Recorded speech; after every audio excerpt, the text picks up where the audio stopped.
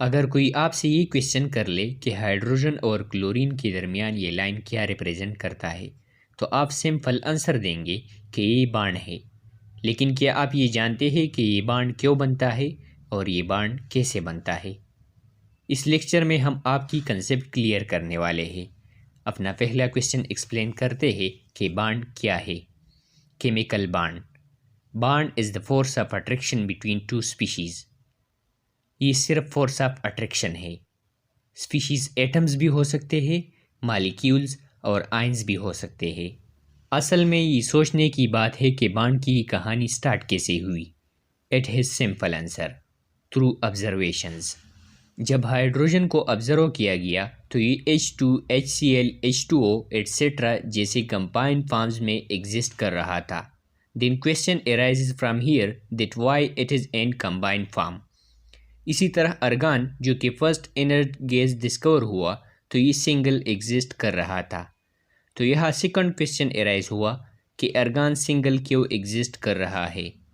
मज़ीद जब ऑब्जर्वेशन बढ़ते गए तो क्वेश्चंस भी ज़्यादा अराइज हुए। हाइड्रोजन मालिक्यूल H2 की फॉर्म में एग्जिस्ट कर रहा है, तो ये H3 की फॉर्म में क्यों नहीं? और वाटर मालिक्यूल का शेप एंगुलर क्यों है जबकि कार्बन डाइऑक्साइड का लीनियर क्यों? इन तमाम क्वेश्चंस को एक्सप्लेन करने के लिए साइंटिस्ट ने मुख्तलिफ थ्योरीज पेश किए। हाँ, ये बात ज़रूर है कि एक थ्योरी ने कुछ पॉइंट्स एक्सप्लेन किए और जिन पॉइंट्स को एक्सप्लेन ना कर पाई इनके लिए दूसरी थ्योरी आई। टोटल इस तरह 4 थ्योरीज आए कि बाण क्यों बनता है और बाण कैसे बनता है। इन 4 थ्योरीज में जो सबसे पहली थ्योरी थी वो ये बता रही थी कि बाण क्यों बनता है, और इसका नाम है इलेक्ट्रॉनिक थ्योरी ऑफ वैलेंसी। ये 1916 में कोसेल और लेविस ने पेश किया। कोसेल ने इनऑर्गेनिक मॉलिक्यूल्स जबकि लेविस ने ऑर्गेनिक मॉलिक्यूल्स स्टडी किए।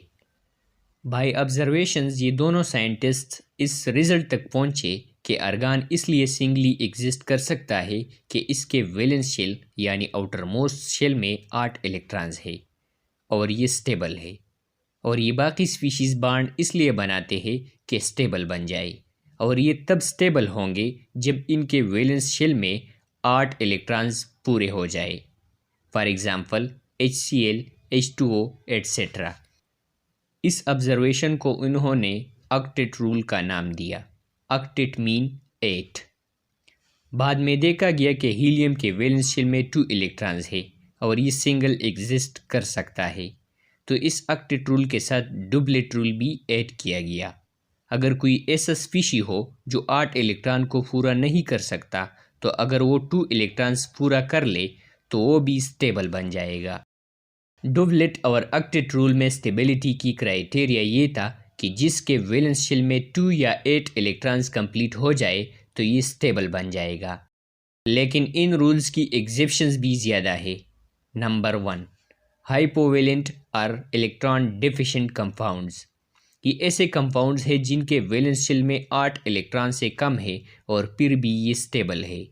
For example BeCl2।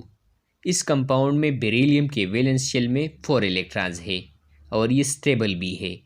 Number 2, hypervalent compounds. Molecules having more than 8 electrons and stable. For example PCl5, SF6, IF7। Number 3, odd electron molecules. For example, nitrogen monoxide. Number 4, compounds of inert gases. For example, xenon diafluoride, xenon trioxide, etc. Octet rule does not explain these 4 points and failed. अगर octet rule fail हो गया तो stability का criteria क्या होगा और ये species बाण क्यों बनाते हैं? Its answer is simple, to lower its potential energy. मतलब वो स्पीशीज स्टेबल होगा जिसका पोटेंशियल एनर्जी कम हो। For example, hydrogen has high potential energy and is less stable. To gain stability it will lower its potential energy and will form hydrogen molecule which is stable. इसी तरह BeCl2 इसलिए stable था कि इसके valence shell में तो 8 electron नहीं थे, मगर इसका पोटेंशियल एनर्जी कम था। अपना लेक्चर समराइज करते हैं। हमने 2 क्वेश्चंस के आंसर जान लिए कि बॉन्ड क्या है। बॉन्ड 2 स्पीशीज़ के दरमियान फोर्स ऑफ अट्रैक्शन है। और 2 स्पीशीज़ बॉन्ड क्यों बनाते हैं कि इनका पोटेंशियल एनर्जी कम हो जाए और ये स्टेबल बन जाए। Because in universe everything want to become stable. अब लास्ट क्वेश्चन क्लियर करते हैं कि बॉन्ड कैसे बनता है। Modes of bond formation. Bond बनने के मुख्तलिफ तरीक़े होते हैं। कुछ इंटर एटॉमिक बॉन्ड्स होते हैं, कुछ inter molecular bonds. Inter atomic bonds में एक है आयनिक बॉन्ड, दूसरा कोवेलेंट बॉन्ड, तीसरा कोऑर्डिनेट बॉन्ड, चौथा metallic bond. Inter molecular bonds में एक है हाइड्रोजन बॉन्ड, दूसरा वंडरवाल फोर्सेस। क्या आप जानते हैं कि सोडियम और क्लोरीन के दरमियान ये बॉन्ड आयनिक क्यों है, जबकि हाइड्रोजन और क्लोरीन के दरमियान ये बॉन्ड कोवेलेंट क्यों?